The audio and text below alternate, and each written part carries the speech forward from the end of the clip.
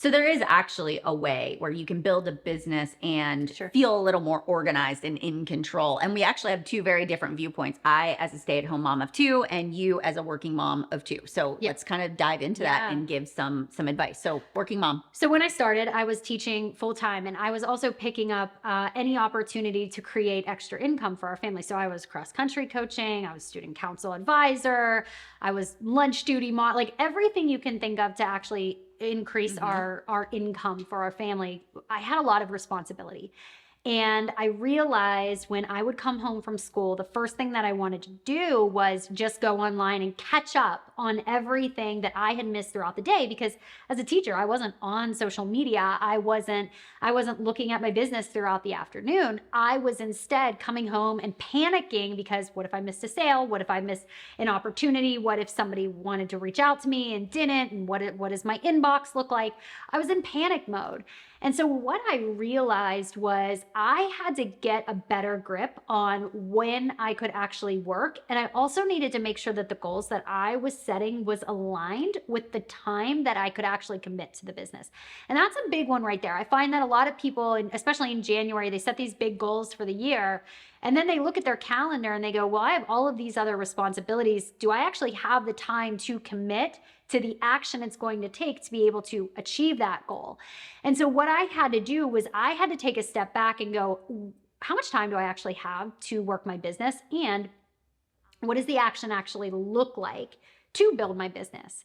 And so once I got clearer about that, I started to say, I can do about 2 hours a day. There'll be an hour in the morning and then an hour in the evening after my son goes to bed.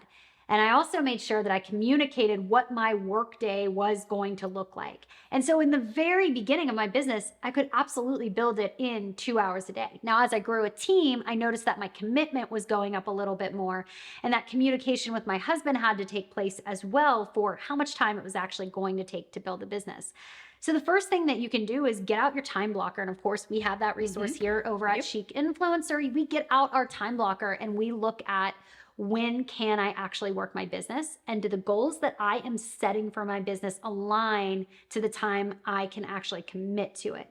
So for me, it really was about 2 hours a day that I felt confident about. And then on weekends, I would be able to do a couple of extra hours on Saturday or on Sunday to be able to get that extra work in as well. But how about for you? I know that you were not working full time. You had made this big commitment to want to be a stay-at-home mom. Right. And so your priority was your kiddos, but you really started to love your work. I So did. I know that shifted a little bit. I did. That definitely shifted because I had this draw to achieve success in my business. I saw this as a means to an end. Yet it's, when you have two littles at home, that's kind of like working a full-time job. You can't just ship them off somewhere else and let them entertain themselves, especially as like a 6-month-old and a 2.5-year-old. So first thing that I did was I got a time blocker and sat down and really said, all right, this is not going to look traditional. I'm not going to an office and able to sit down and work a normal business day.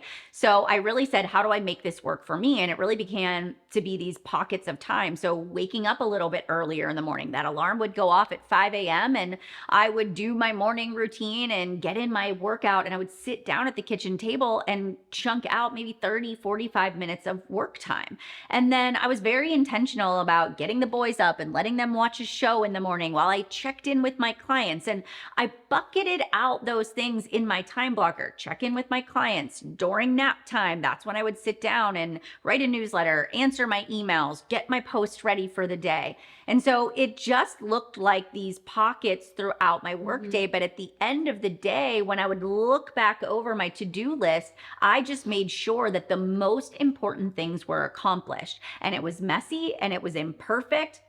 And sometimes I felt like I wasn't getting enough done, but I did the best that I could during that amount of time that I had. And then I used the weekends as my catch-up time because I knew that my kids would sleep in. So if I got up at 5, I could get 3 hours of work in before they even woke up. And that was an additional 6 hours on Saturday and Sunday. And some of you might say, oh my gosh, like you didn't ever sleep in. Well, here's the thing. I realized that for a short period of time, I was going to have to make a sacrifice in maybe my sleeping in on the weekends so that I could create more opportunities for our families. And for me, that was worth it in that season of my life. And obviously, as they got older, as they started to go to school, as my business began to grow, we could afford to hire a sitter. And so I could move my time around a little bit to make it a little less uncomfortable for me personally. Yeah. But I think the bottom line is it's not perfect. It's really messy.